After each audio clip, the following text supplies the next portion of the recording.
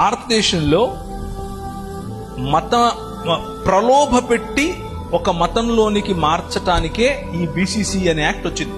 మళ్ళీ చెప్పనా, ప్రలోభ పెట్టి ఒక మతంలోని ఉంచటానికి ఈ రాజ్యాంగంలో ఉన్నటువంటి ఈ సవరణ జరిగింది.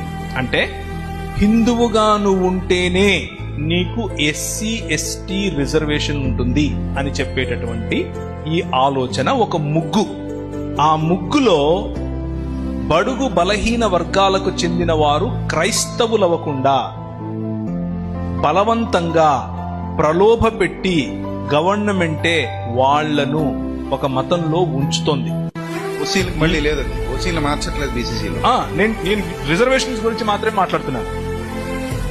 సో రాజ్యాంగ వ్యతిరేకమైనటువంటి ఈ పనికి రాజ్యాంగంలోనే చోటు కల్పించిన రాజకీయాలను మార్చాలి.